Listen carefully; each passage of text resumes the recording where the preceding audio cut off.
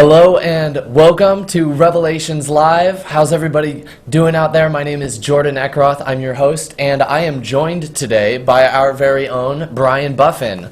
You may not have seen Brian on here before, but you've probably seen his work. He works here with Gamechurch and does all the amazing video and stuff that you've probably seen and been really impressed by. How are you doing today, Brian? I'm doing great, Jordan. Good. Wonderful. Yeah. You're looking very great. You know, I said I'm probably going to lose any type of debate that we have on the show, so I might as well win the best dressed debate. Sorry, buddy. You are definitely winning the best dressed debate. We've got a lot of stuff, really cool, exciting stuff we're going to be talking about today. We were just at E3. It was crazy. It was loud. It was out of control. We were exhausted, but we have rested up over the weekend, and we're ready to talk about everything we saw there, everything we did there. I mean, are you ready? I'm ready. I had to go to Disneyland just to recover from the madness that is E3. So. Oh, that sounds even more tiring, though. Yeah. You know what? Actually, going to Disneyland a couple days after E3, I actually realized that E3 is literally almost the exact same thing as Disneyland. A lot of people show up and get in line and wait 4 hours to do something that they enjoy. So it's very similar to Disneyland E3. But if only there were like new rides at Disneyland that you could preview before everyone else. That's true. That is very true. So we're just going to talk a little bit, first of all, about E3. I mean, here at Gamechurch, we travel to a lot of shows, but absolutely, the most publicized gaming event that we go to is E3. So can you maybe just talk a little bit about what we do there, what we even go to the shows for? Yeah, I mean, E3 is a really interesting show for us because it's kind of like we don't necessarily fit in a whole lot because there's these big game developers, giant booths. I mean, these folks are literally spending millions and millions of dollars on this show and showcasing their products. And everybody at the show is trying to showcase something or sell you on something. And really, as Gamechurch, we don't sell anything at the shows. We give everything away. And I think that trips a lot of people up. So it kind of makes for a really interesting dynamic. Everybody's kind of trying to see what you're selling or trying to market to them, and so it's just interesting to be there, and it's really a cool experience for us. We get to meet a lot of people that are involved in the industry, developers, publishers, a lot of journalists are there, so it's a good place to get networked as well for what we're doing. And for those of you guys that don't know, we go to video game conventions and nerd conventions across the country. We tell the people there that Jesus loves them. We give them free stuff. And one of the things that we give them is our Gamer Bible, and we give out about 3,200, which is, I think, the most that we've ever given out at a show. Wow, so that's a lot. It was really good for us. It was a good show this year. Yeah. I mean, and it's amazing. If you've ever seen us at a show, you know we go all out. We have this giant picture of Jesus holding a video game controller, kind of gazing off into space rather intensely, playing his game. I mean, we go there and we have fun. People see like our poster, and it's really confusing, I think, to a lot of people. I watched one guy look at our poster at a show, and he literally tripped over himself. He literally fell onto the ground because he saw the banner. That was pretty funny. Oh my gosh, that is amazing. And I mean, and generally the process, people see the poster, they walk up, they want to know, what we're all about. Like we've talked about in other videos we've done. We don't go out of our way to like try to bring people like, come on, look at this stuff, look at our Bible. Like people want to know what we're all about because they're not used to seeing anything about Jesus in the context of video games. So they come over and they ask us what's going on, and we just tell them, hey, we're here to tell you Jesus loves you and give you free stuff. And we have a lot of free stuff, although we didn't have enough free stuff at E3 because we just gave away everything we brought with us. We were literally sitting there with nothing left at the end of the show. Yeah. Which is, yeah. It's hard to tell people, hey, I have free stuff for you when you don't have any free stuff. It is. I wish I had free stuff for you. You deserve free stuff. Okay, now just talking about the show E3, I mean, you mentioned it's kind of different from, we at least are different from everyone else there because everyone else is trying to like push a product and we're just there saying, hey, Jesus loves you. But in your opinion, how is E3 like different for us from other shows that we do? How is it different from a Comic-Con or even, Penny Arcade Expo?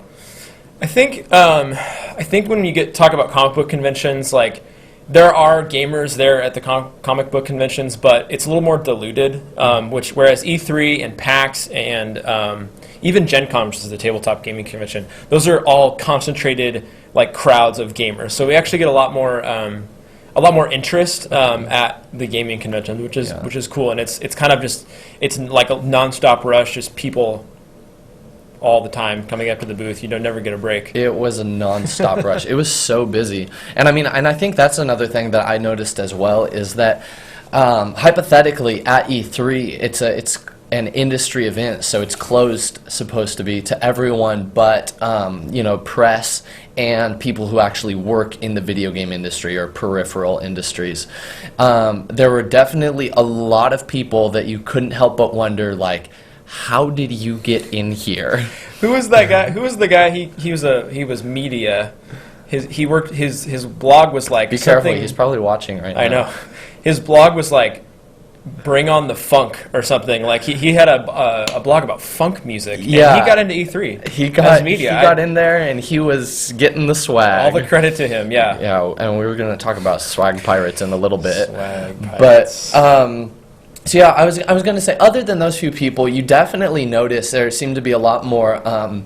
It's less, like kids running around and just like trying to grab stuff. And it does seem to be, for the most part, a lot more like professional people who, I mean, I'd say at E3, I had more like interesting conversations with people who really wanted to know what we were doing. A lot of foreigners too. A lot of international press is there, which is not something you see at a local Comic-Con. It's funny because a lot of the foreign press, I had like more conversations with like foreign press than anybody absolutely. else. And good conversations too. I always think like language barrier is going to be an issue, but I had some really awesome conversations with like a lot of, I did an interview with the Swiss media and talked for about 20 minutes with a French guy who's from the French press. Yeah, I met a lot of people from Brazil. I think and we're going to be on, apparently this one dude walks up to the booth and he's like, basically said, I work for the Daily Show of France.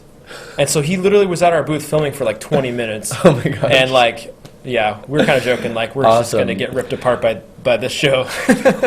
Yeah, seriously. Well, hey, we might be in, what was it, like Esquire Italy or something? Yeah, or GQ Italy. Yes, I'm going to be GQ Italy. I know you've always wanted to be in GQ. I know, I really have. I mean, so we had some really fun interviews. What were some of your favorite moments to happen at the booth? Oh, man, there's a lot of them. I think there was, like I said before, I talked to this guy from France for like 20 minutes and just like had this super deep conversation. That was one of the standout moments for me. And it's such a rush at that show that there's literally just people swarming the booth, and it's a madhouse, and so it's kind of like a blur of just like of stuff. And I can't even remember all of the things that happened. I'm sure that there's some good ones, but definitely talking to that guy for a long time was just like, it was cool that like, different countries are joining together, unified by this gaming thing that we do. Yeah. And it allows us to interact with people from around the world, which is kind of just a cool idea. So. Yeah, I do like that a lot. I mean, yeah, I'd say one of the biggest highlights was just how much interest there was and how much like people just wanted to know. I mean, people just like, we had this shirt that we were giving away that just says Jesus loves gamers, and so many people wanted that stinking shirt. Yeah. Like even after we had run out, still all weekend, everyone kept coming up to us. Do you guys still have shirts? Do you have free shirts? Almost got a little bit annoying. It did get annoying, but it was still just really cool because it's like a shirt that says Jesus loves gamers, and people want to wear that. There was this one lady, and this was actually after the show had closed, and she was just walking around, whatever. She stops by the booth and she looks at the Jesus, and she's like, Jesus doesn't love gamers. And then we were like, well, why? And then she went on to explain why she thought Jesus didn't love gamers. And then she looks at the table and she's like, but I want that shirt. And the shirt said Jesus loves gamers on it. And I was just like, so you don't think Jesus loves gamers, but you want the shirt that says that on it? Yeah. It made absolutely no sense whatsoever. Yeah. People are, I mean, and so in addition to just some really great moments, another great moment was when the guys from gaygamer.net came over to us. Were you the one who talked to them? I wasn't the person talking to them. I think that was our director, Mikey. Yeah. But I think the gist of it was that there's a group out there called gaygamer.net, and basically they're just kind of a community of gamers and that are also in the gay community. And they actually came up to us and they were like, does Jesus love gamers? And we said, yeah. And then they followed that question up with, does Jesus love gay gamers? And we're like, yeah. Yeah. And then they're like, cool, you guys are awesome. And they gave us this sash that said, like, Men of E3. It was pretty impressive. It was cool. probably the It was best cool. swag that we got from the show. I mean, in addition, though, to there's, some great experiences, but there's also some just really kind of not so great people that you encounter. I remember, I was just going to say, there was this one guy who came up to us. I mean, because this is our whole thing. Like, and we say this probably thousands of times during the weekend. We just tell people, honestly, we're here to tell you Jesus loves you and give you free stuff. Like, that's our line, okay? We stand by that. Jesus loves you, take free stuff. This one guy came up to me and spent 5 minutes trying to get me to break my act. As he called it. It was this kind of, professional dude, looked like he was there, it was a business trip for him. And he just couldn't fathom that there were people who actually, wanted just to tell people that Jesus loved them. And so he was like, come on, I know you're trying to sell something, you're trying to just, you're just using this imagery to, get me to this point where I bite, and then you're trying to sell it. So I'll just cut all of that out. Just tell me, what are you trying to sell? What are you guys all about? And I answer very graciously, and I'm just trying to be very patient, but the guy just would not stop prodding at us. And so it's just very confusing when people just can't fathom that we're just here to tell them that Jesus loves them. We don't have another agenda. That was, as great of an opportunity as that was to just keep telling that dude for 5 minutes that Jesus loved him, that was kind of frustrating. Yeah. How about for you? One of your worst moments of E3? Well, I want to rant for a little bit about swag pirates.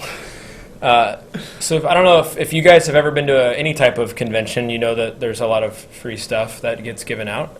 Some of it's really kind of dumb, like pens and stuff, but sometimes you can get free shirts and other cool stuff. And there's this breed of human being that has grown out of this sort of convention community, and what they do is they wait till the last 30 minutes of the show, and then they just proceed to go around to any booth that could possibly be giving out anything for free, and they just want you to give it to them. Yes. And we had literally run out of stuff, and the only thing we had left were 2 display shirts on our table. So this guy walks up to us and he's just like, hey man, you want to give me that shirt, bro? And we're like, sorry, we can't give these out. These are our last 2. They're display. But this guy just would not stop. He was relentless. He's trying to convince us that we don't need this shirt. Yeah. The funny thing is we actually sell the shirts on our website. So there's actually a value to it. Yeah. And I was trying to convince this dude that hey, this is actually costs money to make, but he just was not having it. No. And he was he was just getting angry. And it's you're getting free crap, dude. You're getting free stuff. Can you just move on? And there's a lot of people like that. And it's just, it's you're tired. It's the end of the show. Yeah. You just want to go home and get some sleep. And you got this guy that's just, he just wants free stuff. He doesn't care about what you're doing. Yeah, and I don't even know that he would have had room in his bag. He had 2 bags full of stuff already. Yeah. How many T-shirts does one person need? And he's never going to use the T-shirts. No. He's never gonna wear them. Maybe he has a whole this is how he clothes his family. He has a T-shirt fetish. Or something, man. He's a T-shirt hoarder. But that was hands down, my least favorite moment of the show. And it's the worst, too, because, it comes at the very end when you're just, tired and ready to go, and this guy's, trying to haggle with you for the shirt. Come on, dude, just go. I'll trade you, bro. It's dude, no, I don't want your stupid pen for this Seriously. T-shirt. It doesn't work like that. Okay, now, so we were just swamped in our booth. We hardly got to leave at all. I didn't get to play any games at E3, and that was really sad for me. But at the same time, I mean, you're in this atmosphere, and there's all these announcements that we hear about anyways. What were some of your favorite, like, announcements to come out of the show, from the press conferences or games that were debuted? I mean, it's just cool to be there. I just think it's cool to be a gamer, even just like to even go like be in the area. It's just cool. There's just this like vibe of excitement, and like you just feel like you're kind of in like the hub of like gaming, which is super cool. I actually one of the cool things that I got to see was the Activision booth. I mean, I'm not a Call of Duty fan. I'm not really a shooter guy. I once was in my younger years. But they had this like, 190 degree like screen that was showing off Call of Duty Ghosts. Yeah. And I actually watched their little presser on Sunday about this thing they were showing off at E3, and they were kind of just demoing what it looked like and stuff. And so it was actually cool to see it on TV, then go experience it. Yeah. Although I actually thought like the countdown to the trailer was way more interesting and exciting than like the actual trailer, because it's just like game footage on this 190 degree screen. Yeah. So actually it kind of made it worse. Because now you're seeing all like the imperfections and like the graphics and stuff. Yeah. So I don't know if it was that great, but it was just cool because it was a 190 degree screen. It's just like that's always the cool. show. It's like a circus. It's just big and extravagant. Yeah. I mean, so some of my favorite things were, of course, Mirror's Edge 2. The announcement that they're officially making a Mirror's Edge 2. I mean, it had been rumored off and on for a very long time, but I have told many people unabashedly before even Mirror's Edge 2 was announced, so I'm not just jumping on the bandwagon, but Mirror's Edge, the first, was one of my favorite games of the last generation, if not the favorite game. I mean, I just loved the tone and the feel of it. I loved that it was this like fast-paced like action first-person game that didn't require you to like shoot dudes to win. Yeah. I mean, because I have nothing against shooters, but that, like you were saying, they've just gotten kind of old for me. I was literally watching you play Mirror's Edge and trying not to shoot anybody, which I thought was interesting. Although you ended up having to shoot people. Yeah, but I replayed it again and I didn't shoot anybody, so that Good was for you. In the past. Good for you. I got the achievement. And so there was that Mirror's Edge. I mean, so talking about it is a shooter, yes, but The Division, we saw the trailer for The Division, the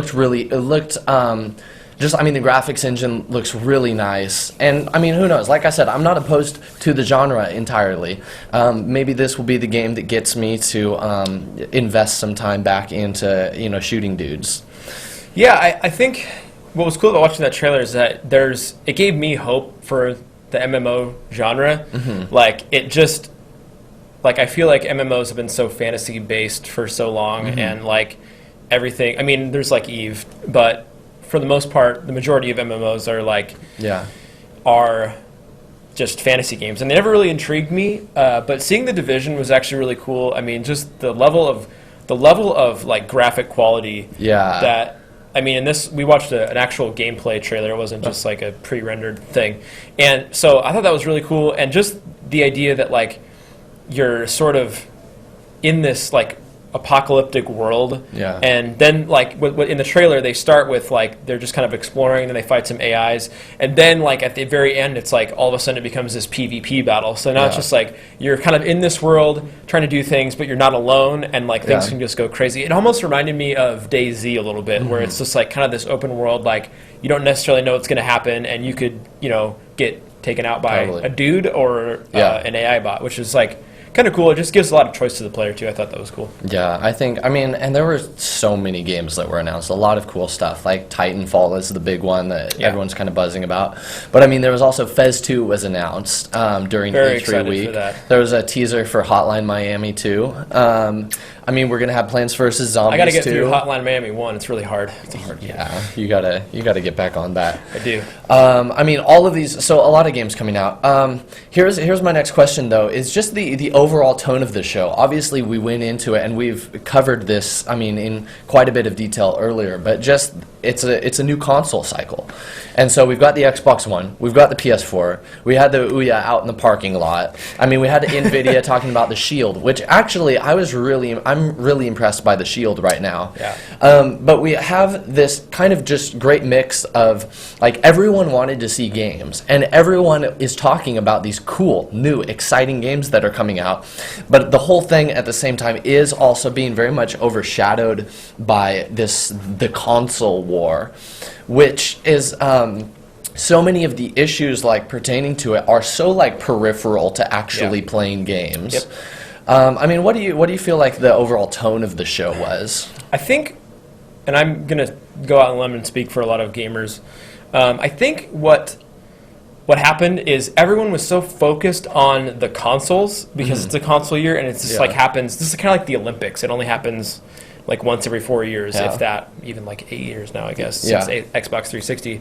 But I think people were so focused on the consoles, and so much attention was given to the consoles this year. I almost feel like the games themselves were actually a delightful surprise. Yeah. Like, people, you know, they weren't as scrutinized in the media as they have been in previous years, because at previous E3s it's been all games. Like, what are the next games coming out? So with the console year, I just feel like their attention was all over there, and then these really interesting, cool games came out. I feel like it was a really good year just for games in general at E3, and I think that was really cool to see, to actually see some refreshing, interesting new games at E3. Definitely. So, yeah, it was. I mean, and so there was obviously a lot of attention given to the console war.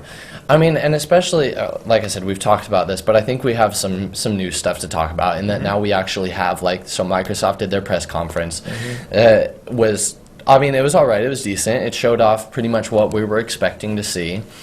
But then Sony did their press conference, and just like, I mean, in a lot of people's opinions, just like blew Microsoft out of the water, because they directly countered many things that people were grumbling with Microsoft about. I mean, there was literally the mic dropping moment. And I mean, they said even like the lower price point. Yeah. And so now already there's, and especially, you know, you go on Reddit, and because of the Xbox privacy concerns with the Xbox One, I mean, and this is, you know, the internet just hates anyone that's trying to take away their privacy. That's right. And so, I mean, we just have this massive outcry now, maybe even more so than before, against the Xbox One. I mean, you have, like, we see on our Facebook group, there's a lot of people who are very willing to pronounce the next console that's not even out yet from Microsoft as dead in the water, and Sony as the victor in the console war. I mean, after E3, what are your thoughts on the console war? I've long been a shameless Xbox apologist. Okay. But I mean, I went into this sort of thing with like an open mind. Yeah. And I'm not convinced that Sony has won yet. Okay. And I do think it's ridiculous to call a victor. It's like in elections when like literally like 0% of like precincts report, and they've already like, you know, projected a winner. It just doesn't make any sense to me. Yeah. And I think what's happening is, and Sony is actually, I mean, they're literally, I mean, Xbox has kind of thrown them an alley-oop, right? And they just went in and they slam dunks. Like, Microsoft's PR has been garbage.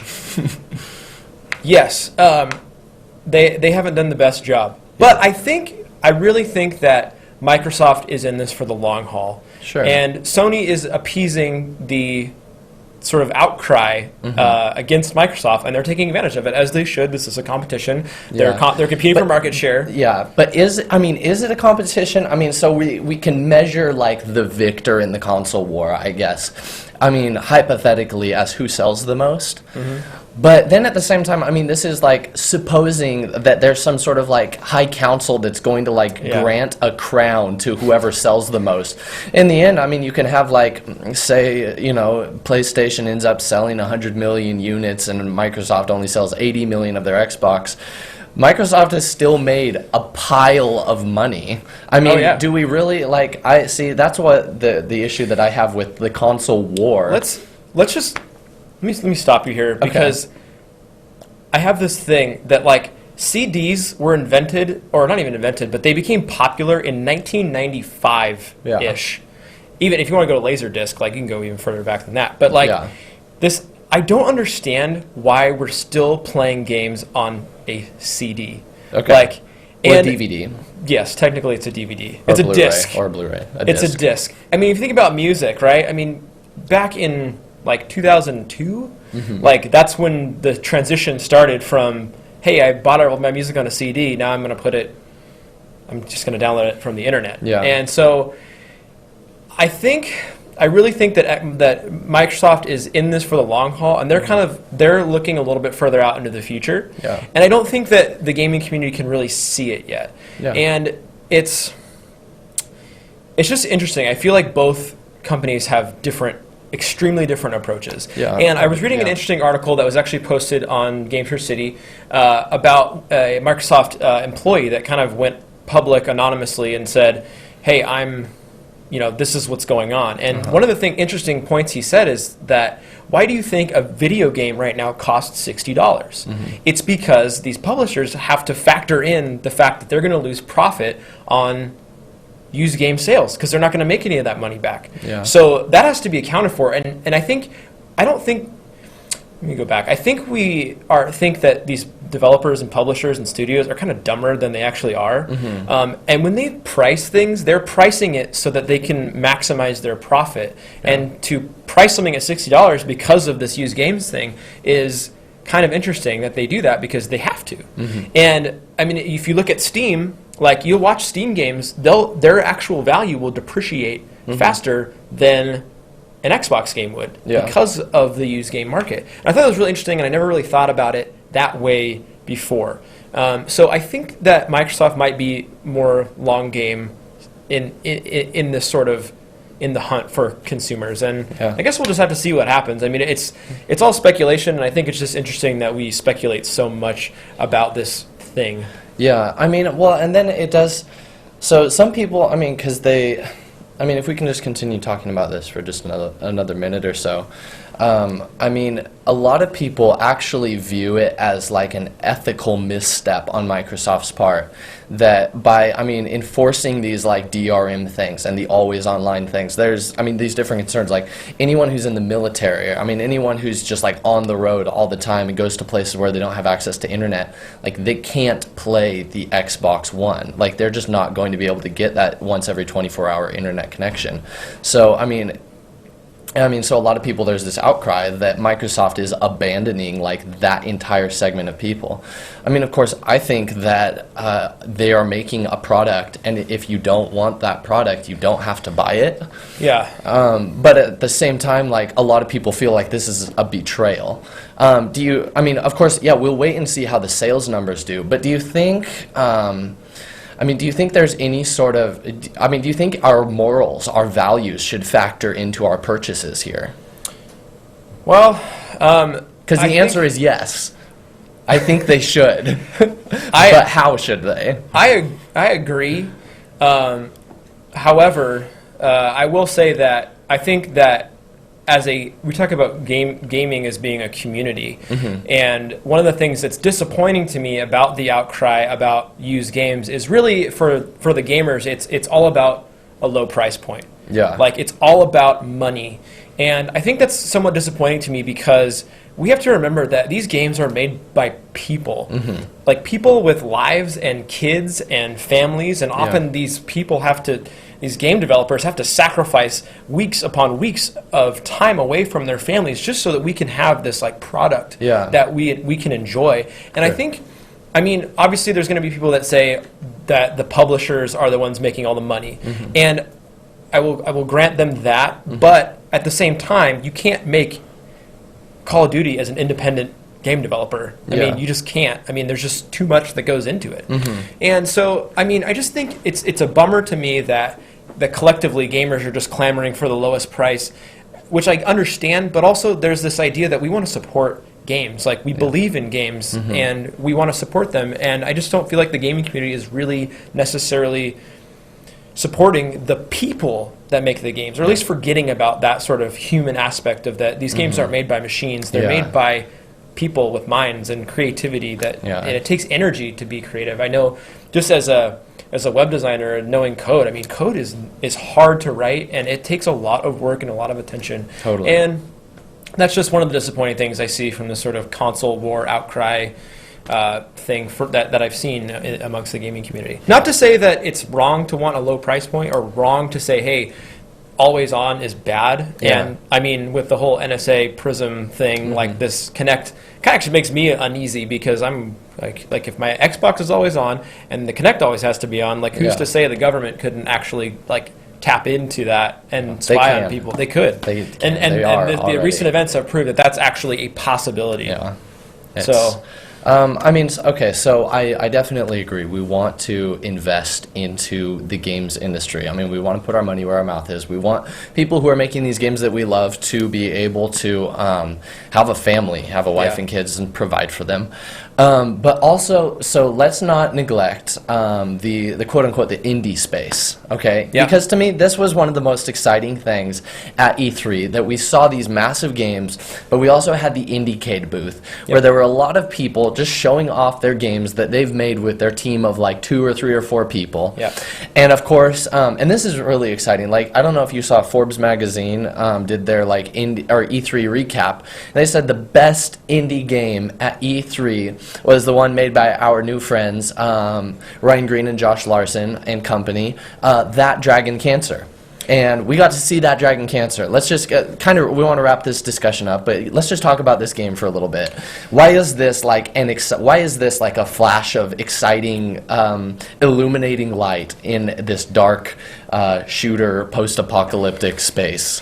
Well, yeah, the market is really dominated by that, and it's cool to see. It's like a multi-level of excitement for me personally. It's cool to see just the fact that that these guys are changing like what this medium can do, and make something that's more than pure entertainment. And if you guys don't know, That Dragon Cancer is made by Ryan Green and Josh Larson, and it's about Ryan's son and his battle with cancer. His son was diagnosed, I believe, 1 year old. He's 4 now.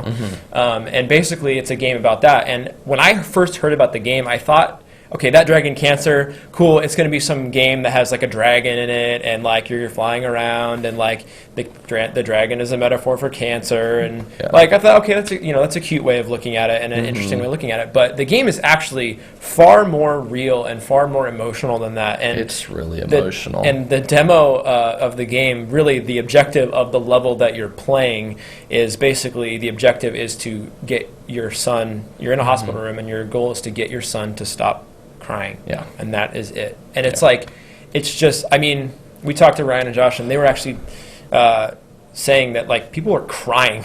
People just start like weeping in front of the computer. And to make a game that has that kind of emotional response is incredible. And then the idea, this idea that this sort of forward-thinking game is being made by Christians gives me a lot of hope. Yeah. We all know in the Christian game space, there hasn't been a whole lot of there hasn't been a whole lot of great content put out there, and just to see a game that's not just like, oh, we're trying to copy the game X, or we're trying to make this Christian, and Ryan actually said this when we talked to him. He said like the most powerful testimony that we have is our story. Yeah. And a lot of times Christians want to make games about things like the Bible or about Jesus or whatever. Yeah. But really the most powerful way that Christians can even tell their story is their own personal story. And he's telling his own personal story. Yeah. And it's really cool, and it's really interesting to see what he's going to do. Yeah. And just getting to talk to him was just cool, and to hear his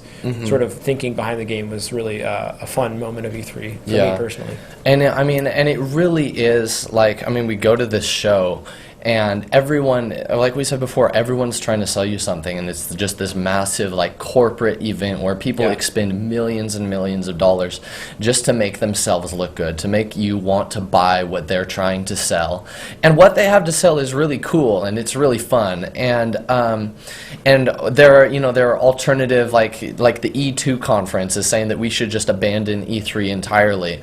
And there were times in the weekend where I kind of like wanted to just leave. leave because it's really exhausting, and you spend the whole time on your feet, and you wait in these lines, and people are waiting in these lines to play a game for 4 15 hours minutes for Battlefield. 4 hours. Yeah, and it's just kind of like, what's the point of all this? I mean, we talked about this in the last episode, like, where is this conference going? And it was just really exciting to see that there was this space, even in the middle of all of this, where, I mean, we could actually watch, like, people put on the headphones, sit down in front of this game, that Dragon Cancer, and actually, like, just encounter an experience that's so moving and so immersive that in the middle of all this, some people would just start crying. And it's just like, it really is like a punch to the gut. If you hadn't heard of that Dragon Cancer, definitely keep an eye on it. I mean, I've said it before, it's a game changer. Game. But it's definitely doing something different than we've ever seen done before. And so, yes, we see a lot of really cool, big, exciting, more of the same, but bigger and better explosions and more polygons in video games. And it's awesome. The technology is really cool. The new consoles, we're going to wait and we're going to see what's happening. I mean, what happens when the dust settles or whatever. Yeah. But through it all, I would say, I mean, as Gamechurch, we're looking for meaningful moments in games. And we're also not just wanting to talk about it. We want to put our money where our mouth is. Yeah. So I think the biggest takeaway for me from this E3 is, yes, everything is big and exciting, but like let's really like continue finding guys like Ryan and Josh and supporting them, and just bringing attention to what they're doing, because it's really important, I think. Yeah. Any final thoughts, Brian? There's hope for gaming. That's my final thought. There is. Jesus loves gamers, so there's hope for gaming. Yeah, and if you guys want to join in this discussion that we're having, Gamechurch City is a group that we set up just for that purpose. Yes. A lot of the stuff that we get for this show is actually pulled off the city. So sometimes if you share an interesting article, it could wind up here. We could wind up talking about it. Yeah. So get on there and talk amongst yourselves. Talk with us. We love to interact with you guys. And if there's something you really want to see on the show, and you say, hey, this would be perfect for the show, let us know. We'll put it on here. Yes, totally. Maybe. And we don't tolerate belligerent people on our group, okay? If you're going to come, you can't be demeaning. But also, hey, so the final thing I want to say is we went on this trip, and it was a blast, and we handed out thousands of our gamer Bibles, which are really cool. We met some amazing people. I got to meet some personal industry heroes of mine. It was really incredible. And you can actually come on one of these trips with us, and I wholeheartedly encourage you to check out our website, gamechurch.com/missions, and you can find out more about how you can come to E3 next year with us, or Penny Arcade Expo up in Seattle, or any of the other shows that we go to. It would be really well worth your time to check that out. And hey, again, thanks so much for watching Revelations Live. If you have any questions or comments, let us know in the question and comment area down below. If you have any ideas of things you want to see on future episodes, please let us know. We are all about you. Jesus loves gamers. Jesus loves you. And hope you have an incredible week and play some video games.